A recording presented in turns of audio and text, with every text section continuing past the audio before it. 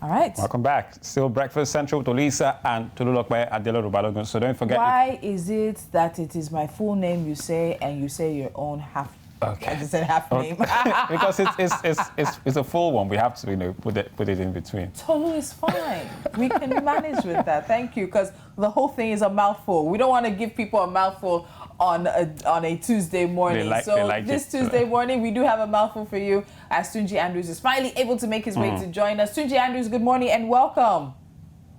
Good morning. Great. All right. Finally. Thank you so much. So, Tunji, without wasting much more time, let's get straight into our first story now. The Central Bank of Nigeria, that's the CBN, introduced a Naira for dollar scheme for diaspora remittances recently. And this policy offers recipients of diaspora remittances basically 5 Naira for every $1 received as inflow. The scheme took effect from Monday, the March 8th, that was yesterday, and it will run till May the 8th, 2021. We'll also look at some of the moves by the UK to sign economic partnership agreements with African countries. So, Tunji, financial analyst, founder of Awaba, take us through this new policy, or maybe a reviewed policy, because I think this is not the first time that the CBN is coming up with this. What do you think pushed the CBN into taking this step at this time? I think the first time I noticed he was leaning towards this kind of a conversation was, I think, 2 or 3 MPC meetings ago, when he said something about he went into a small rant where he was complaining about the fact that an analyst went on air to quote the Naira at a particular amount, and he was like he keeps hearing that remittances into Nigeria are 30 billion, 20 billion, that he's wondering where the money is, that he doesn't ever see the money. And that kind of told me that he's looking for the money. And this, this particular system gives him the purview to be able to find that money. So if you pay into a corresponding bank in the US or Europe or wherever it is, the bank receives it as inflow. So the bank has the dollar deposited into their corresponding bank. So that way the CBN is able to track and also have access to those dollars. As against the issue of some of the transfer companies who take the dollars outside and give you Naira in Nigeria. So those are the issues, and I think the CBN is just trying to be very smart. They know that with the Naira, they can play around with the Naira. 5 Naira for every, I don't know how many dollars it is. They can be able to manage that with you. So in their mind, they just price the dollar that you're buying at 5 Naira more, and which isn't any different from what they do when they're trying to intervene on the foreign exchange window. So this is just CBN trying to be too smart. It's a bit simple, right? Straightforward. But are there any hidden angles? Because as it stands, if someone sends me, $500, I get, 2,500 Naira. Well, there are no hidden angles. The main angles to this is, so either way, the CBN gains from actually having access to the dollars that are sent to you. You get, because the way it is that if you get $700, for instance, okay, in the meantime, when you are not using that $700, the dollars don't hypothetically just sit in your bank account. They move around, they are used to settle other people moving out, things like that just happen with the money until you need it. So there's enough liquidity in the system to make sure that whenever you need your money, you have access to it. So this system is just trying to give CBN more purview of the amount of dollars that are supposedly coming into Nigeria. And I think that at the end of the small period, maybe another 12 months, we'll be able to really look at those remittance numbers again and see if they're actually real. Okay. Tunji, before we move away from this, where's the Naira that's being used for this payout coming from? I'm really curious. This is a policy. We know there might be a discretionary fund, a miscellaneous fund, but where's that money coming from? You're giving me 5 naira for every $1. From whose account? From whose piggy bank? Where is it coming from? Okay, so this is monetary. I don't know if this is something that should be said on in the media, but you do remember that the CBN has access to the ability to print naira. So either way, they have naira.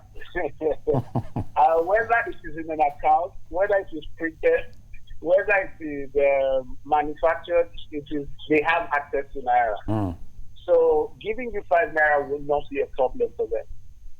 But would it be a problem for us? Because if you're just going to print the money to give it, if you're going to pick it up from anywhere and work this policy, does that not then put maybe a bit too much naira into circulation or too much naira into movement somewhere? In the long run, do you think this policy is going to achieve what the CBN is really looking for? Beautiful point. So if it works,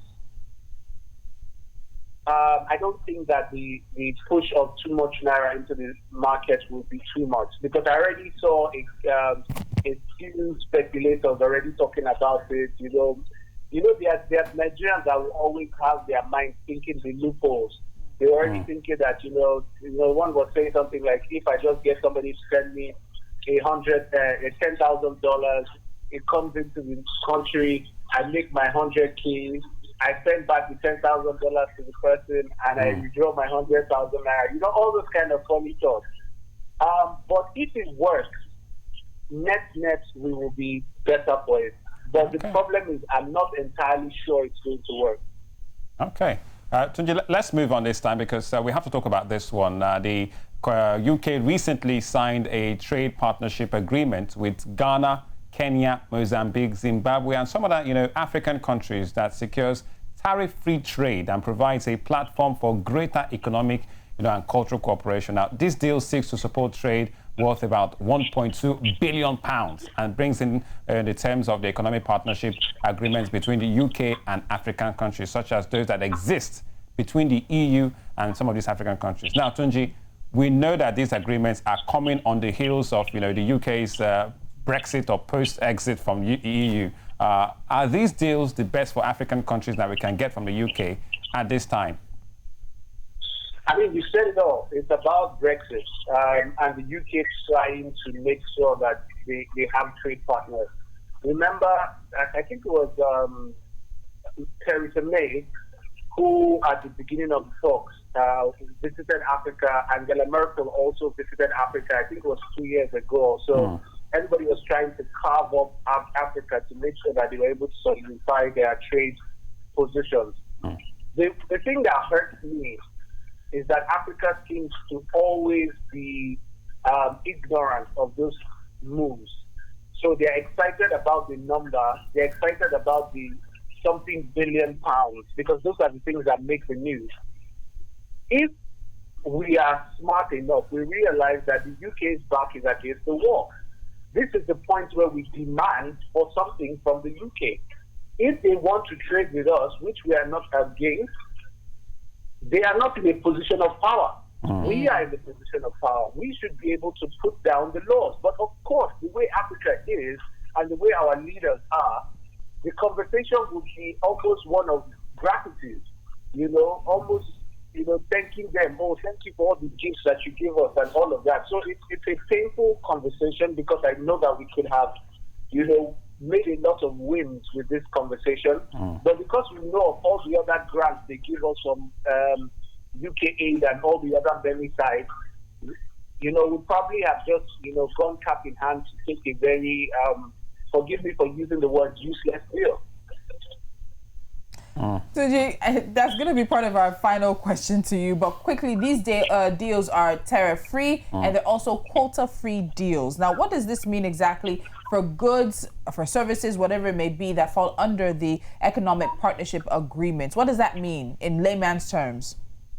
So basically, if I'm to trade with any country, restrictions. First of all, there are tariffs I pay for going into those countries, and also there are quotas. So some countries say that they cannot import more than so amount of wheat, for instance. Like in Nigeria, I think we don't import wheat anymore, or we import a certain amount. Once we've got into that quota, we can't take any more from you, or we can't buy any more from you. So the UK is trying to say, you can sell to us as much as you possibly can. Let us also sell to you as much as we possibly can. In fact, what they're really saying is, let us dump all our trade on your doorsteps. You know, every single thing we have, let's be able to dump it at your doorsteps, which is very ridiculous. And I just wonder the kind of minds that, you know, negotiate these things with the UK. How did they come from across the channel and bring this kind of a deal? And we take it. It's so ridiculous. But yeah, we see it every time. I wonder what channel you're talking about. Perhaps the English channel, because as far as I'm concerned, that channel is with France, and we all know where that you know, discussion has gone to. Lies. Yeah, because it doesn't look like if the right now for Africa, UK is a strategic partner now that they've left the EU. Is it really like that, Tunji? It looks like they're a weaker entity. Actually, I must tell you that the UK, it's better to go with the EU than with the UK right now. It makes no sense to go with the UK. Yeah. But do not forget that the UK sends a lot of aid to Africa. So it's like if you reject them, you're also rejecting their aid. So you have to be smart. So that's what you see with the negotiations. Okay. It almost looks like we're stupid, but it's because we are taking their aid, so we don't want to upset them. Okay. All right. All right, Tunji, thank you so much as usual. We will touch base with you again next week, breaking down a few of the financial and business stories on the continent. We'll see you later. Thank you. All right. And the thing is, one of the things I found really interesting, because I've covered this for Business Edge, is the value, 1.2 billion. When we look at how much trade is happening internationally, at the end of the day, the UK is still going to do more business with Russia, China, US. Even other EU countries as well. 1.2 billion pounds for a continent. That's what it is. It's not for individual countries. It's literally the breakdown of what all of that's going to be, and it's coming from the UK Africa Investment Summits, which held last year, the very first of its kind, and that's because, as he said, they're looking for trade partners after exiting the EU. European Union. All right, we'll take a quick breather on this one. We've still got lots to talk about when we come back from the program, including sports, the latest right here on the show.